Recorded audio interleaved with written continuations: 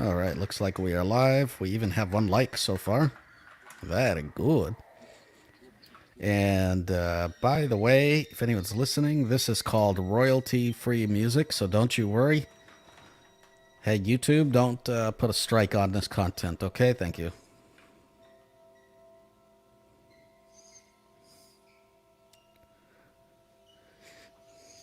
We'll just make sure that all the platforms are live, and we'll get going in about a minute. Oh, look, I got the YouTube notification. How's it going, Dennis? Not too bad. How are you? Doing pretty good.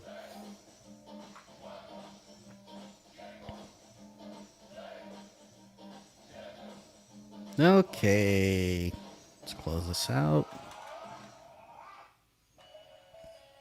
Hey, Google, stop.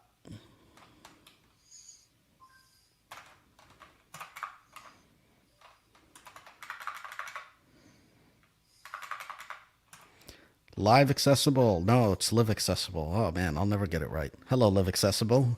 It says if anyone's home. Yeah, I think we're home, maybe. Maybe.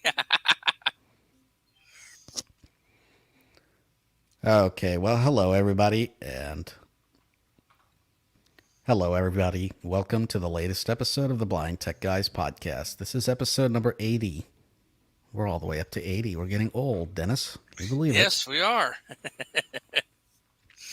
Well, hello. My name is Nimmer, and I'm joining you today from Western Australia. Oh, no, wait, that's Marco. He's the one on vacation, and he's not with us today. He's in Western Australia. He's having a good time today, and he might pop in. You never know. He's kind of dodgy like that. You'll never know. Maybe he'll be here. Maybe he won't. We'll find out sooner than later. Kurt's also having a lovely family day, and so he may not be here. And live accessible. Oh, change the background. Me likey. Oh, good. I'm glad you likey. Very good. And let's see. I have some announcements that I'd like to make. First of all, thank you to all the listeners. We've topped 80 countries. We're now in 81 countries. And thanks to some islands near British, wow.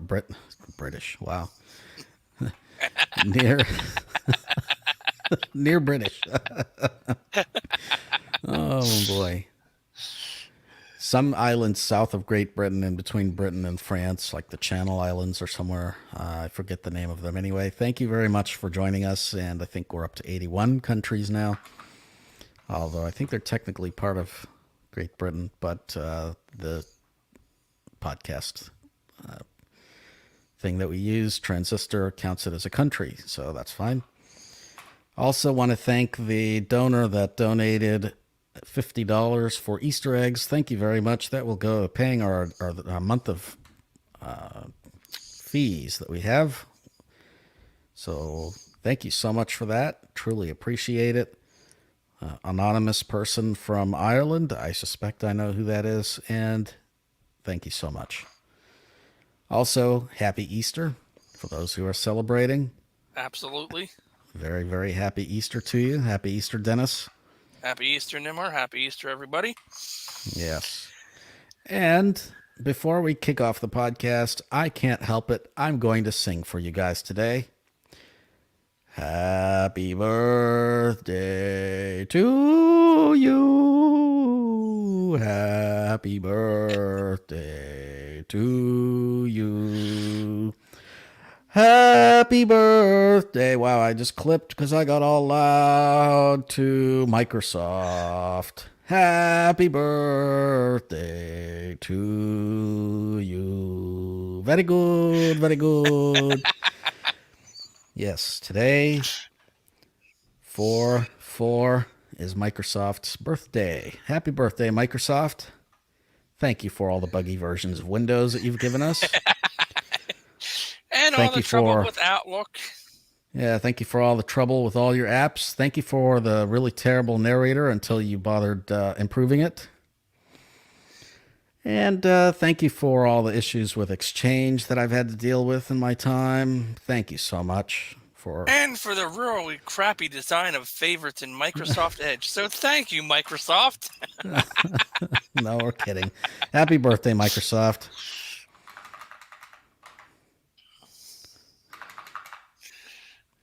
And we've got a couple of things that a few things that we're gonna cover today. We do have a news section, so we'll actually be talking about some news articles. Very nice. We also have the series we're going to continue. We've been talking about web apps. We started that last week. This week we will demonstrate Google Docs. So that will be good. And then we're going to have a Did You Know section. And we'll just talk a little bit about settings, just an introduction to that series. And moving forward, we'll probably just do a different settings section each week. So we'll just do an intro to that today. And then we're going to have some feedback, email, that kind of thing that we normally have. So, as I always say, get your popcorn, get your, Marco always says, get your love, get your beers, get whatever it is that you want to get to be comfortable, and let's get going with the podcast. Let's look at some comments. Harshit. Oh, hello, Harshit. He's here. Yes, hello there, Harshi. Hello, Harshit. Welcome. Thank you for tuning in.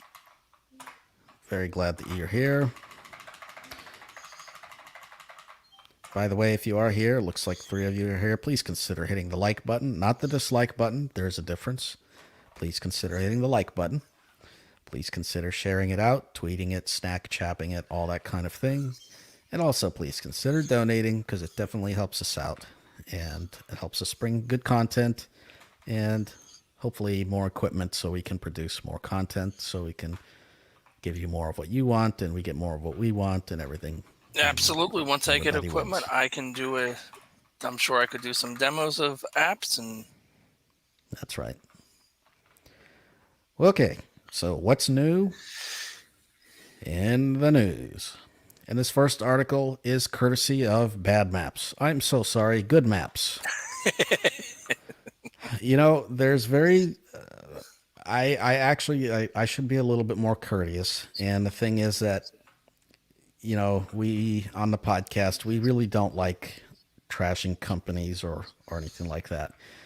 But it's very hard to have good feelings for Good Maps because of what happened to Nearby Explorer. And the fact that they killed that off, and that was a really handy app, helpful app. But anyway, we have an article that was written by people like Good Maps. It was shared out by APH. We've put that into the show notes, and they talk about their wonderful, great plans for Good Maps, which includes helping make the Louisville, Kentucky, which is where APH is based, into the showcase of Good Maps by adding more buildings, which will have access to the Good Maps. So, I don't know. I can't really be excited about 10 buildings in Louisville or how many ever buildings in Louisville getting access to this thing. And I can't really be excited about their app in general since it just doesn't do very good outdoor exploration. But if you're a fan of APH and if you're a fan of Good Maps or just want to know about this article, we share the good, the bad, and everything else in between. So check that article out in the show notes. So I don't know. Do you have any thoughts on that? I have a hard time getting behind them too, just because they had a great product in Nearby Explorer. Then they dumped it in favor of Nearby Explorer Online. Never mind all the people that had paid, for it. Fine, all right, whatever. And then they killed off Nearby Explorer Online. And there was, as far as I can see, really no reason for it.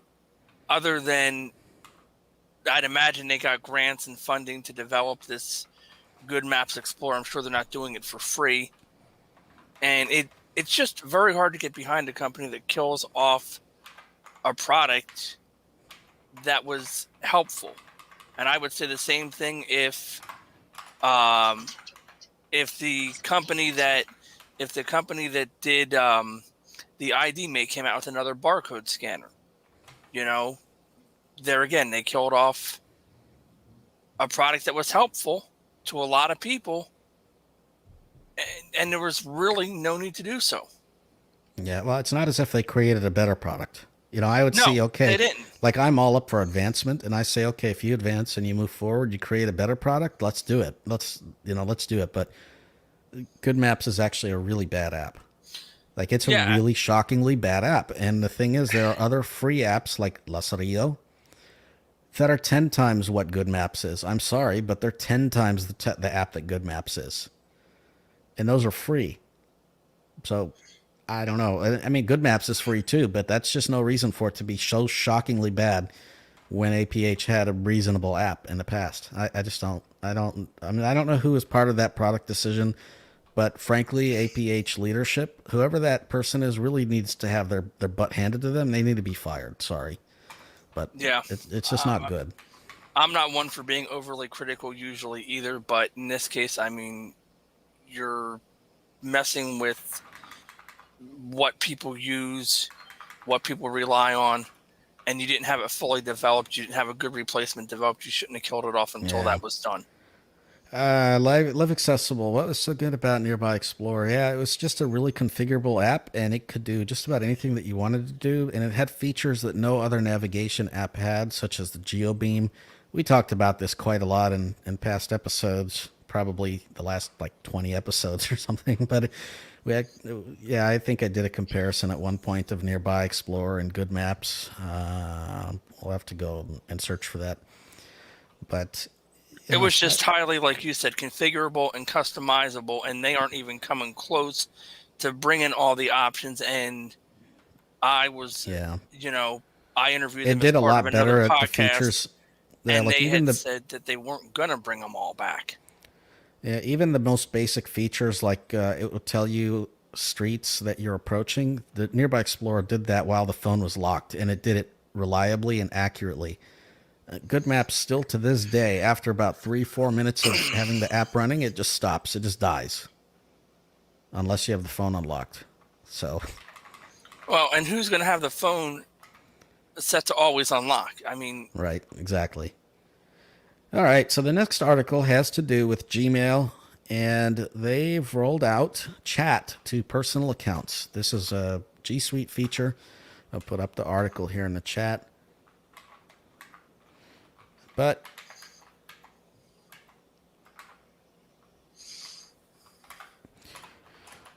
let's open up this article here. So essentially what it is the replacement to Hangouts. And Google's been doing this for a while now. They actually released Google Meet in Gmail. There's actually another tab in Gmail that allows you to access Meet, and it's on the bottom on an Android phone, and it's also on the web as well. And now they're adding another tab called Chat, and this chat will allow you to chat with individuals and to also have rooms as well. So a room is like a group essentially. And so they're rolling this out, and this article that we have in the show notes will tell you about how to go about enabling chat if you'd like to try it. So far, it's in like an early rollout, like a beta rollout. And there's a way of doing it both on the Android version and on the web version, and they're separate. So once you do it on one, you do it on the other one. It doesn't seem like it's rolled out to iOS quite yet, although I'm sure it will at some point, but it is not rolled out to iOS just yet. So, yeah, I think this is kind of interesting, and I actually like the chat interface. We'll actually probably do a demo of the chat interface. Maybe we'll do that next week, because that's a really nice web app, and it's within Gmail. And there are really nice keyboard shortcuts to use chat. So once you enable it and you're in the inbox, for example, you can hit the letter H and the letter C to jump to the chat. I'm not sure what H stands for. I kind of like to think of it like horsey, like a horse, a horse. C, go to chat. I don't know. I'm not actually sure if that's what it stands for or not.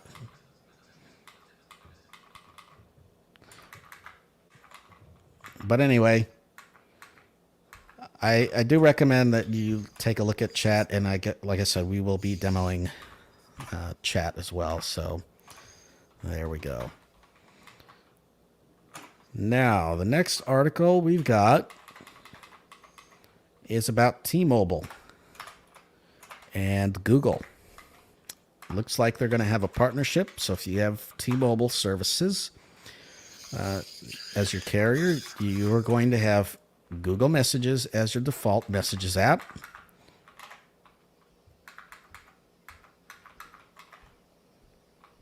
You're also going to be able to get access to, what is it called? YouTube TV.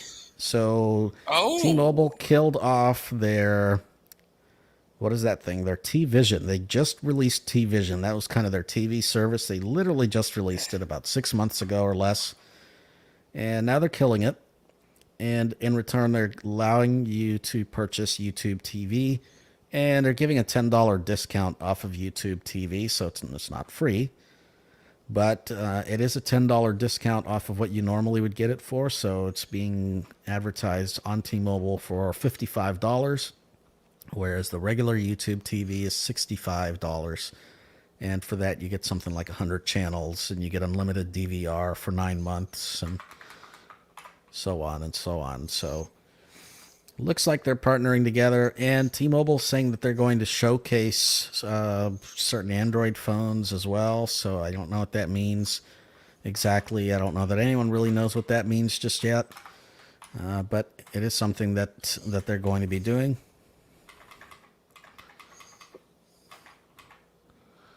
So, something to look at if you are interested in T-Mobile. By the way, T-Mobile is the provider that Google Fi, which is their MVNO, their mobile virtual network operator. It's kind of the mini network that piggybacks off of the big networks. Google runs that. It's called Google Fi, and that runs on T-Mobile as well as Google Fi. So anyway, just some things to know there about T-Mobile. And let's see. Finally, we have another article here, and that has to do with Google Stack. Google Stack is a new app. It's a new Android scanner app, and its purpose is to digitally file your paperwork. So, what's the difference between that and, let's see, any of the other scanner apps? Well, once you scan your information in, it'll automatically suggest things like the title, and it'll allow you to search the content of that document, and you'll be able to have that in your Google Drive, and you can scan multiple documents at once or multiple pages at once into a document. And you can do things like receipts and that kind of thing, and it's supposed to be like a very smart app at knowing exactly what you're scanning. And getting that information laid out in a way that is that's accessible and good to easy to access. So that's pretty cool, and it's also going to have integration with the gallery. So if it recognizes that you took a picture of a document, for example, it'll offer to import that in, which will be pretty cool. So you can enable that into the settings. You don't have to have that enabled, but that'll be pretty cool. So that's an Android app, and we'll put the link to that in the show notes. Let's see, I'll throw that link in the chat here if anybody's interested. There we go. Boom.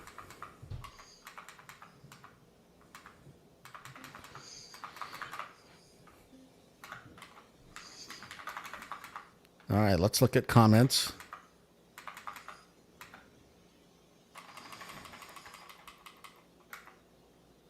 Reese, I like Blind Square and Soundscape. Yeah. I think Soundscape is... I think it's not a very good app, personally. Blind Square is better. My problem with Soundscape is it just lacks a lot of features. It lacks a lot of options. It lacks a lot of customizability. What it does well, and it does have stereo separation and things like that. What it does well, but it lacks so many features that to be used as a proper travel aid, it's just not. It just isn't a proper travel aid, frankly. My trouble with Blind Square is that it's using Foursquare, and it depends on where you're at. Some places Foursquare maps are really, really good, and other places they're just not. Again, so it really depends. But I think Foursquare or Blind Square is a much better app than Soundscapes, just because it has a lot more options and configurability. So, okay. You have any comments on any of these articles, there, Dennis? No, not really. There was one thing I did want to bring up, and I will hunt down the link for it and put it in the chat. Apparently, iOS 14.5, which is set to come out sometime this month, will have 2 new Siri voices. And they are not labeled male or female anymore. They are voices 1, 2, 3, and 4, and 2 and 3. Okay. Yeah, and 2 and 3 are your new Siri voices, and they can be used with voiceover. Yeah. So that is one of the things you have to look forward to in iOS 14.5. That is in beta 6. You can get it. You have to sign up for the public beta. That is entirely up to you if you choose to do that. But the article that I will provide the link for will do that. Will give you instructions on how to get it. And I've tried them. They sound okay. I don't know if it's just me, but anytime I've tried running iOS, like anytime I've tried running Siri voices with voiceover, it's just a little bit more lag. Yeah, I mean, I don't have it running with voiceover, but I have changed the Siri voice. And also, when you set up Siri now, when you set it up from, say you do a restore from backup or what have you, well, okay, I don't know if it'll do it from a backup, but I know if you set it up new, there will not be a default Siri voice. You will get to choose that when you set it up. Oh, okay. I mean, I think I'm all up for choice, but I think that overcomplicates things for a lot of users. But sure, why not? Choice is good. Okay, well, I think we're going to go to our next section here, and we'll talk about Google Docs. And let's mute Dennis. There we go. Bye, Dennis. We'll bring you back soon.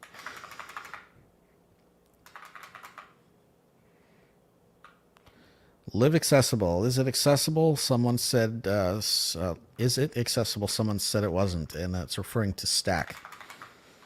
I'm not sure. I haven't played around with it. I just saw the article, posted it in here. I will certainly do that, and we'll demo it. And if it is accessible, it'll be good. And if it's not, that'll be good too. And we'll just have a chance to play with it and see what happens, won't we? But if you try it out, let us know. And either way, we'll demo it and put it up on the podcast. Actually, I think blind Android users already demoed it. So if they've already demoed it and they say it's not accessible, then it isn't. But anyway, check them out. I think their latest episode is up. And they did demo that. So yeah. But anyway, we'll give it a look and see what happens. Okay. Let's do a screen share. What I'm going to do is we'll talk about Google Docs, and then I'll do a screen share and actually demo Google Docs. Google Docs, for anyone who does not know, is a Microsoft Word replacement. It is web-based. It's a web app, and it is fully accessible. It's very powerful, very customizable. You can create very nice documents with it, and it's part of the Google Workspace apps. So it's Google Docs, Google Sheets, which is the Excel version, Google Slides, which is like PowerPoint, and so on. So these tools are very accessible and usable by blind people.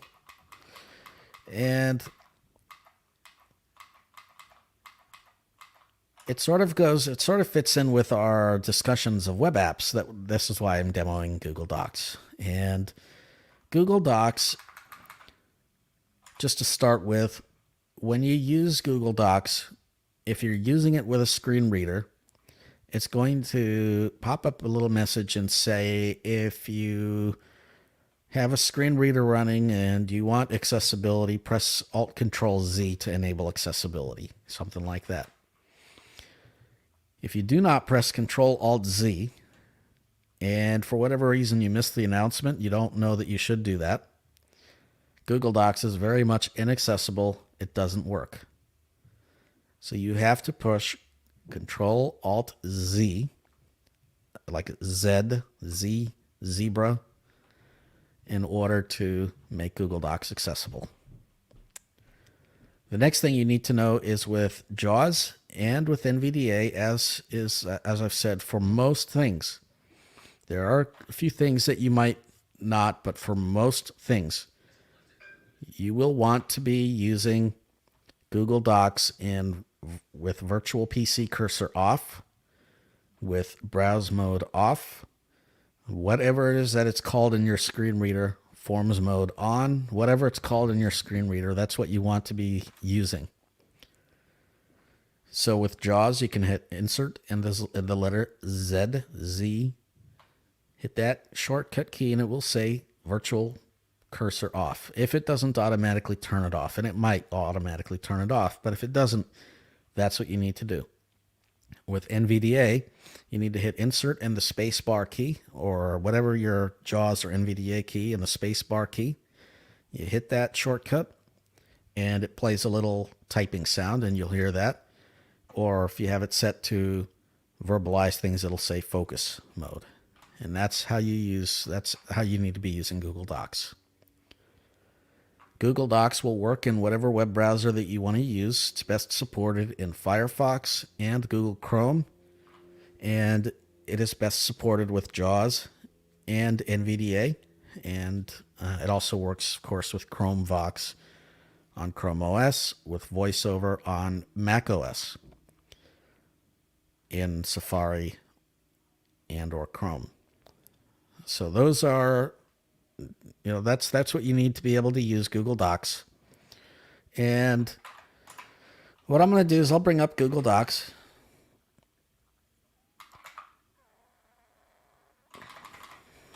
And let's see here. Let's do a screen share. It'll be 1 second here.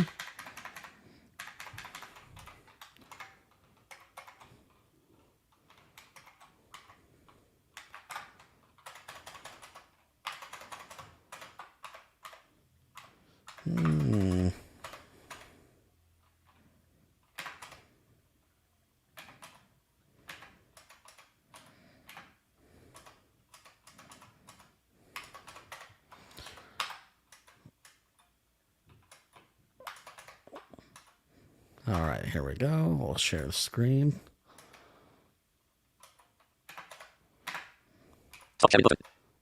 Okay, here we go. We've got speech. Now let's turn down the speech rate, shall we?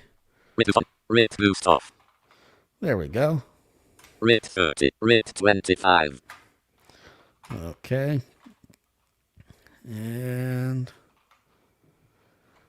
okay. So now we're going to go to the web page. We're going to create a new Google Doc. The easiest way to create a new Google Doc is to open up a new tab or web browser window, whatever you choose. And Stream, new tab. We're going to go to unselected. .new. Docs.new selected document. HTTP document. And this is a little trick that you Screen can reader use. support enabled. On page 1. As you heard it say, screen reader support enabled. If it was not enabled, you would have heard that you need to hit Control-Alt-Z, Z, DocuBlank. to enable or disable that. So I'll just hit Control-Alt-Z just because I can. Document content edit multi-line blank. Screen reader support disabled.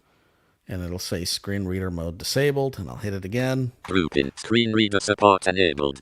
There we go. Okay. So now I'm in Google Docs. New line. New line. New line. And New. I can begin typing. You.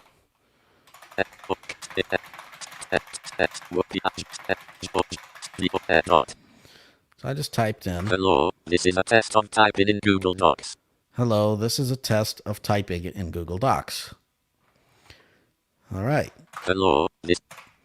So there's two modes to Google Docs that you should be aware of as well. There's the default mode, which is just the default screen reader mode. And then there's one called Braille mode. My hint to you is if something isn't working in one mode, change it. Change the mode. Braille mode is sort of the new mode that Google is coming out with that is intended to make things better for screen reader users and to add Braille display support. And it just is a change to how things are done. One of the things you might have noticed is that while I was typing, Google Docs was actually reading out the letters. By default, it does this no matter whether you have your keyboard echo set to characters, words, off, whatever. I have mine set to off. If I had it set to characters, Hello, let's go to the end here. Space. And I'm going to set my character Speak typed characters on. to on. And I'm going to start typing again. T. As you hear, it's reading the letters twice. H. This is a limitation of Google Docs in the regular mode. It does not happen in Braille mode. T. The other thing that you'll know Speak is in typed characters on. the other thing that you'll notice is in the regular mode, the Google Docs where the cursor is essentially if you hit right arrow. Hello, H. So for blind users, the best thing to understand is the cursor is in between letters. H. On a Mac, if you hit your right arrow key, H. the cursor is to a screen reader user placed after the letter that is being announced or in between the letter and the next letter. So right now, for example, I just hit the letter E. If I were to hit backspace, it would actually erase the letter E. This is not how this is not how Windows apps work. Typically, when you hit right arrow, E. the character is exactly where it was. It will be right after that letter or in between that letter and the next letter. E. However, when you hit left arrow, it bounces to the other side of that letter, but the screen reader still repeats the same letter. It'll say E, but you'll know which side of the E you're on depending on whether or not you've hit right arrow or left arrow. E. That can be a little bit confusing for Windows users. For Mac users, you'll feel quite at home with this behavior. If we were to change this mode from screen reader mode to the Braille mode, and you don't need Braille display to do this, if we were to change it, this behavior would change. So I would say generally you can use the Braille mode, but if you want to use the screen reader, the default mode, or if certain things work better in the default mode, then do that. So how do we change to the Braille mode? I'll introduce this next option here, or this next command. If you don't know what you're looking for and it's buried in the menu, by the way, you can do this if you go to the accessibility menu under settings, that's where you can change it. But let's say you didn't know that's where it was, or if you just wanted to do it quickly, there's a menu search command, and that is Alt and the slash key. So I'm going to hit Alt slash. Search the menu submenu. So I'm in a search box, and I'm going to start typing Braille. List expanded. Insert image by 3 serif 1 of. Enable Braille support Control plus Alt plus H not checked 1 of 10. So I just typed in BRA, and it brought up Enable Braille support. It told me the command Control Alt H. and it told me it's unchecked. If I press enter, Document. Braille support enabled. Document content edit multi-line. Hello. This is a test. now all of a sudden Braille mode is enabled and I can still navigate around Hello, the document. hello, E-H. But as you notice, navigation works more similarly to how a Windows user is used to hearing the content announced, where the cursor is placed. The cursor placement doesn't really change, but the announcement, the verbalization of the screen reader changes. E. So now we've got Braille mode on. Let's check out some of the features of Google Docs, and we can navigate in Google Docs similar to how you navigate a Word document. So you can navigate by character using your arrow keys. E-H. Navigate by word using control right arrow. This is this. Or control left arrow. You can select text. This selected is selected. Selected. This unselected. You can delete text. You can do anything that you would normally do. This is just very simple text manipulation, and it works quite well. Let's check out some of the menu options in Google Docs. The way that you access the menu, if you're using Chrome, you can simply hit Alt and the letter F for File or E for Edit, whatever. If you are not using Google Chrome, you're using Firefox, because the menu bars are attached, the normal commands, these commands are attached to the menu bars in these different browsers, you will want to add the Shift key to Google Docs. So Alt-Shift-F or Alt-Shift-E for the edit menu, whatever it is. So let's just hit, and if you do it in Chrome, it doesn't matter. So you can still hit Alt-Shift-F and it'll work in Chrome. So let's go to the menus and see what we have. File submenu 1 of 9. So we have File. I'm going to hit right arrow. Edit submenu 2 of 9. Edit. View submenu 3 of 9. View. Insert submenu 4 of 9. Insert. Format submenu 5 of 9. Format. Linked object cell 7 of 13. Get add-ons G3 of 4. Help docs improve R4 of link menu submenu. Menu sub. Edit submenu sub. Insert format. Linked object cell. Braille support enabled document read. Linked object cell 7 of 13. Get add-ons G3 of 4. So there's apparently a bug at the moment where it's either with my version of NVDA or with Docs where these two menus, the table menu and the add-ons menus, are not verbalized, and the help menu, that it's automatically being placed in those menus. So that's kind of interesting. Link menu submenu. Link K field right point in pointer submenus. Table T field section. All right.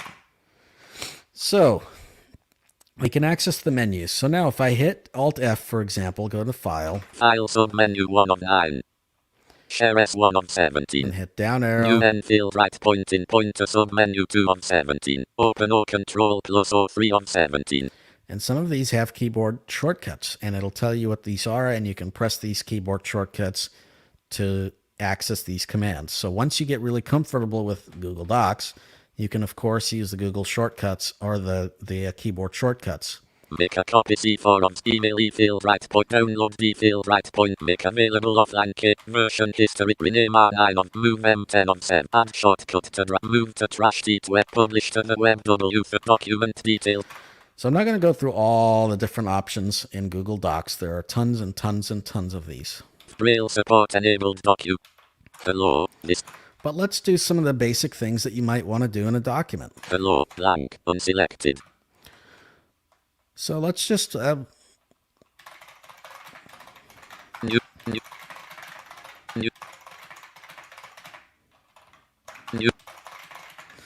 So I'm just typing out a few lines of text. I space. Document title. So the very top line, I have document title. Blank. This is a test.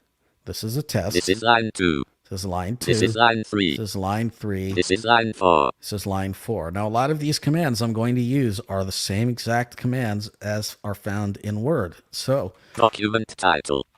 Document title. Let's make this into heading level 1. Document title selected. So I'm going to select it. And I just selected it by hitting, I just went to the very top of the web page and I hit Shift and the End key to select to the end of the line. Now I'm going to hit Alt, Control, and the number 1 to create a heading level 1. Heading 1 style applied. Document out. And it's applied the heading 1 style. Okay. Now let's say I didn't want heading level 1. Maybe I just want the title.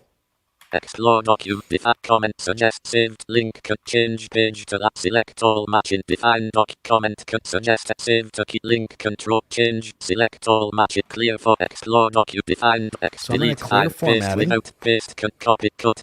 Define. Explore doc. Delete. And I just hit the application key. Application. Blank. Blank. Heading 1 style. Heading. Document. Defined. Comment. Set link. Select clear formatting. Control plus / 14 on 14. And again, let's say I didn't know the keyboard command. I just hit the applications key. Clear formatting is in here. And it told me it's Control /. So I'll just hit that command. Cleared formatting. Document selected. Document. Heading level. D. Document title selected. Oh, and actually I need to clear the heading. Normal text style. So I just hit Alt-Control-0, and that clears out the heading. So now there's no more heading. And now, let's say I want to make this into a title instead of a heading. Insert submenu 4 of 9. Image I field. Table of bookmark. Image drawing chart or foot. Edit with headers and page numbers. Break. Link. Comment. Bookmark. Table. View sub. Print layer. In format. Go into format. Text. Clear format. Text field. Right pointed. Subscript. Target. Size or and field. let's go into capital bold B. paragraph. Text, paragraph style. Edit menu. Submenu. Apply heading 1 update heading 1 apply heading update heading 2 field headings heading and under paragraph headings options field right borders and normal text title field right pointer subtitle heading 1 field subtitle field right and the one I want is title. Menu submenu update title to match 2 of 2 apply title not checked 1 of 2 and I'm going to apply title. Document title style applied. And again, I can do all these things with keyboard shortcuts. Blank. Document title. Document title. And I'm going to go to the next line. New line. Type my name. There we go. And let's go into the format menu again. And again, I'm just using Alt-O. That's the shortcut for the format menu. But if I didn't know that, can hit Alt-F as I just demonstrated in the past in the other one and go to format. Text field right pointing So paragraph style borders and shading 1 of 11. Normal text fit title subtitle field right pointing pointers menu submenu. Apply subtitle. Let's apply a subtitle. Document selected. Subtitle style applied. Document blank. This is a test. Now let's create a numbered list of all these items. This is line 2. This is a test. So I'm going to select all these list items. So I'm just going to hit Shift down arrow. This is a test selected. This is line 2 select. This is line 3 selected. This is line 4 selected. So now I've selected these. Now the keyboard shortcut to create a numbered list is Control Shift and the number 7. If I didn't know that, again, I could go to the insert and go to list and hit numbered list. Created numbered list with 4 items. This is a test 2. This is line 20. So I just created a numbered list. This is list 1. This is a test 2. This is line 2. And now it's reading them 3. This is in a numbered form and it added the numbers. 4. This is line 4. All right. Out of list blank. So I could add, I don't New know, blank. I could add a table. So if I wanted to insert a table. Insert image at table of contents says field right point menu row 1. Column 2. Table menu. Table of contents with row 1. Column 1. Row 1. Image I field right point table image I table T field right pointing. So I'm going to go to insert menu and go to table. Menu submenu. 1 by 1. 1 by 2. And 1 I can by insert 3. a table. 2 So by let's say I 3 want by to 3. insert a table, three rows by 3 columns. Document 3 by 3 table inserted. Document content edit multi-line blank. So I've just inserted a table with 3 rows and 3 columns. Blank. Nima Jaber. Jaber. Blank. Black spit not in a table, not in a blank. Row 1, column 2, column 3, edge of column 2, column 1. And now I'm using NVDA's table commands, and it wasn't reading out tables because I actually have tables disabled Otherwise, they get very verbose on the web, and I don't necessarily want to know when there are tables on the web. I kind of figure if I am in a table, then I can just try the commands and jump around. So if you didn't hear it announcing tables, that's why. It does normally say that there is a table. Row 2. But I am now in the table, and I'm using the navigation commands. Column 2. Column 3. Row 2, column 1, column 2, column 3, whatever. And these are Alt, Control, left, right, up, and down arrow keys to navigate the table. And these work, again, in the Braille mode. This is an example of something that does not work as well in the non-Braille mode. There are keyboard commands for this in the non-Braille mode, but they're very long keyboard commands. There's a lot of two-part commands. For example, the table commands are something like Control-Alt-N, Control-Alt-Shift-R, or something like that to go to the next row. Very odd, strange commands. It's just a lot easier to use the screen reader based commands, and the Braille mode allows you to do that. Row 3. So I think we'll just probably pause there with the Google Docs, but there's a lot more that you can do in Google Docs. Let's Google Stack. I'll actually StreamYard. stop sharing the screen here and take a look at comments. And if there's something that you'd like to see, Stop sharing. I'm happy to demo that. Let's stop sharing.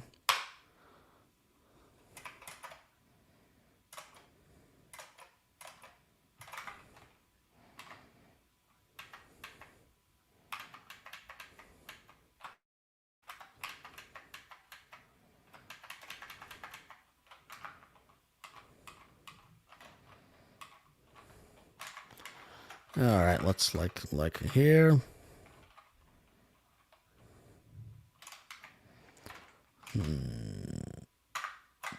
Oh gosh, I better speed up my NVDA. All right, this isn't going to work.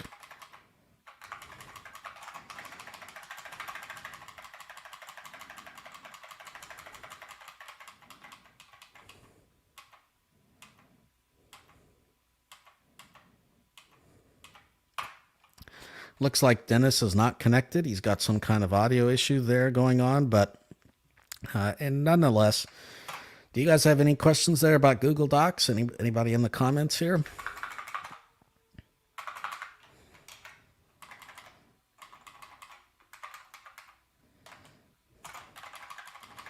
Yeah, I don't see any questions. All right.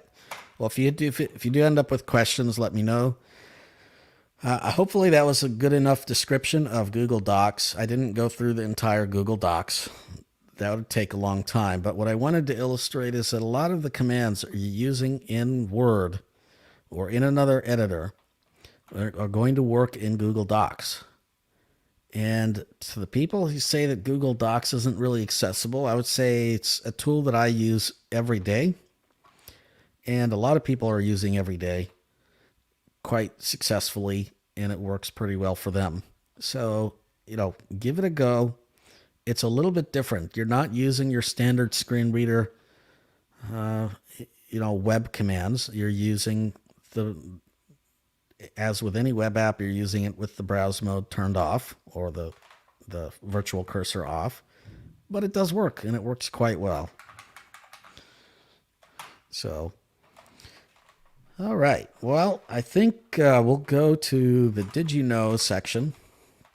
And one of the things that we're thinking about the Did You Know section is talking a little bit about phone settings. And I just want to put this out here. We'll actually go through the settings beginning next week. We'll start going option or item by item. But if there are specific settings that you don't know what they do, please send those along to, what is our email address? contact@blindtechguys.com. If you send those along to us, then we'll be sure to cover those specific settings. There are tons and tons of settings on a mobile device. And the thing is that we're going to go through from the top down what the different settings are. Because some things you might actually want to customize, and you might not even know that those settings exist. For example, one of the annoying things that I find about a phone is sometimes when you get a new phone and you pick it up and it immediately starts, it immediately turns on the screen or immediately starts talking. I don't like that type of setting. Some people want that setting. Some people don't like that setting. And there's a lot of preferences that you can really customize and adjust. And so we're going to begin going through those various options and talking about the things that you can change or you can go to adjust, and some things that you might not even have known exist on your phone. For example, what is a SIM pin and why might you want to use a SIM pin? Well, things like that. So we're going to go through a lot of these different settings and options. And if there is anything specific that you would like to see, then please let us know and we'll be sure to cover those things on the podcast.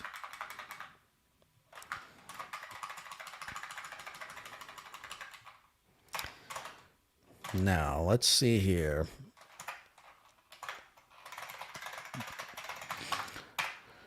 I think we're going to go to the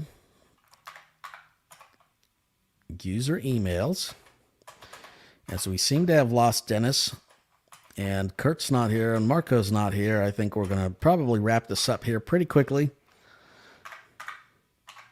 So we're going to go through listener emails. And the first email that I have for you guys comes from Connor Warren Smith. And he wants to know what Samsung's accessibility email is. I believe it's just accessibility@samsung.com. I'm pretty sure that's what it is. But we'll make sure that we get that sent off to you, and we'll just add that to the show notes. But it's accessibility@samsung.com. I believe that's what it is. It looks like maybe Dennis is back. Yep, I'm here. Can you hear me? Yeah, we can hear you now. I don't know what. I have no idea what happened. Well, that's okay. Let's see.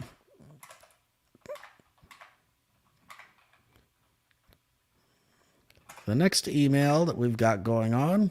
First, now, never had it. There he is.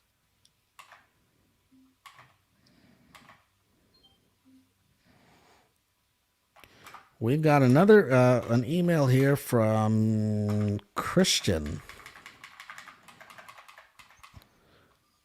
He says, "Hey guys, please bring back chapter support to the podcast."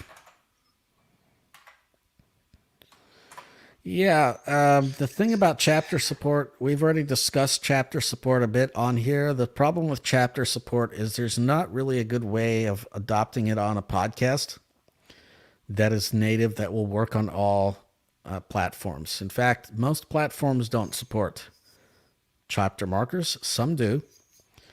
We were with a podcast provider, Buzzsprout, that did support chapter markers and was actually pretty easy to add. But again, they weren't supported on quite a lot of different platforms out there.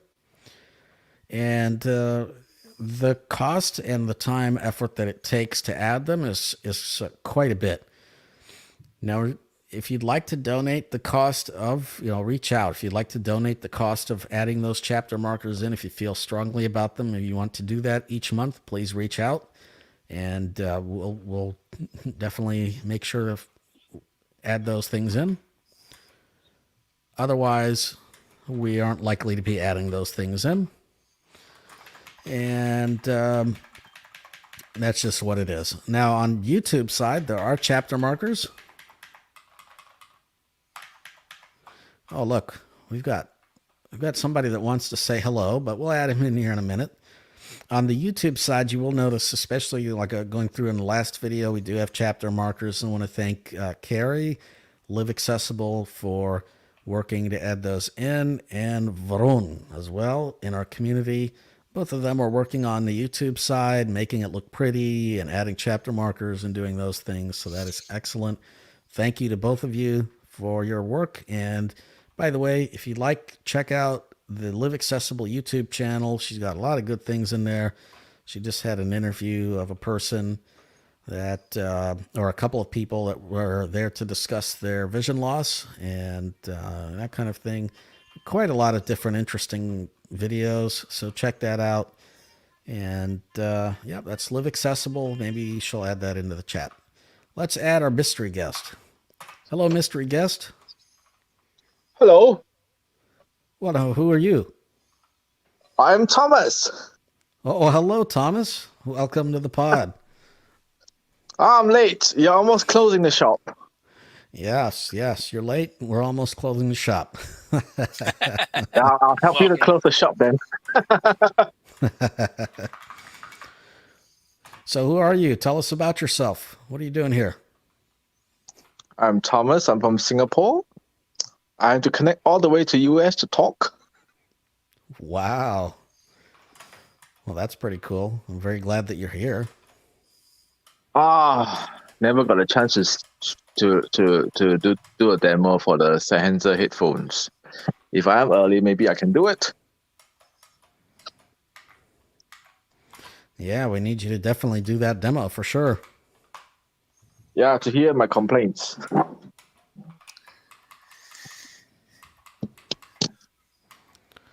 So we've got another. We've got some more feedback here. And this comes from our web contact form.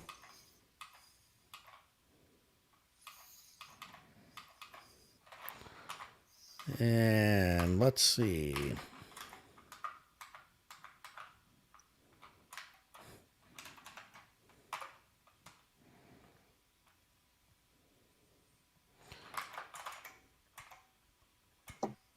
I'm not sure that I read this out last time, so we'll read it out again.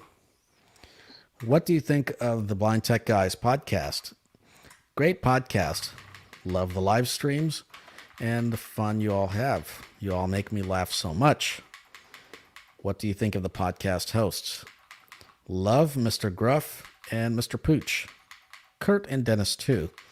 You each add your own unique charm to the podcast. And she adds a heart emoji. Very good. And this is from Carrie from, oh, look, Live Accessible. Thank you very much for your feedback. Absolutely. Thank you. Definitely appreciated. I don't remember if I read that last time, but I'll read it again. No. Okay. And then we got another one here, and this one comes from Ifin. What do you think of the Blind Tech Guys podcast? Yeah, very understandable. Excellent. I'm glad. What do you think of the Blind Tech Guys of the podcast hosts? Hood. Hood. Okay. Is hood a good thing or a bad thing? I don't know. Hey, hood could be represent. You got a punch or something, you know. All right.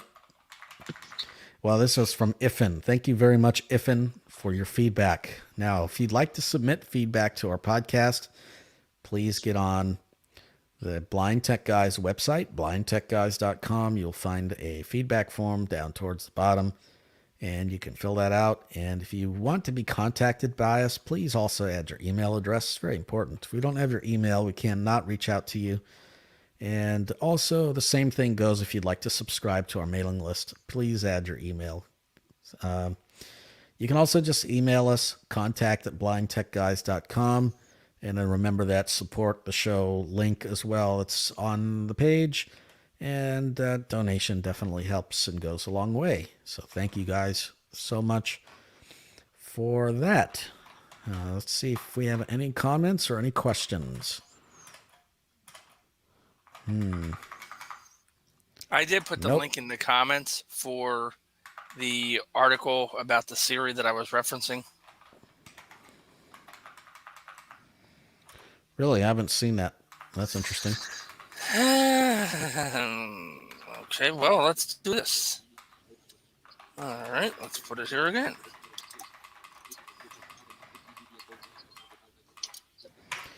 All right. Well, I think we'll just wrap up the podcast for now. Say thank you very much for the. Well, I can't speak. Thank you very much for joining us. And Dennis will throw that link in there. Thank you for joining us. I just Thank you, did. Dennis.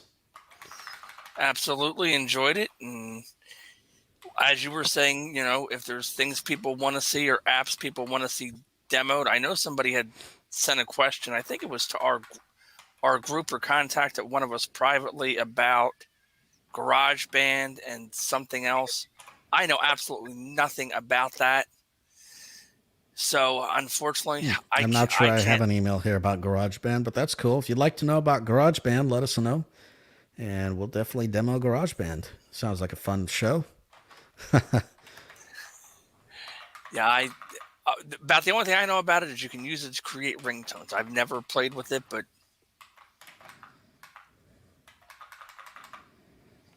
All right. Well, thank you very much, Dennis. Thank you, Thomas, for popping on the show. And if you'd like to join our after party, then you can find the link in the Telegram.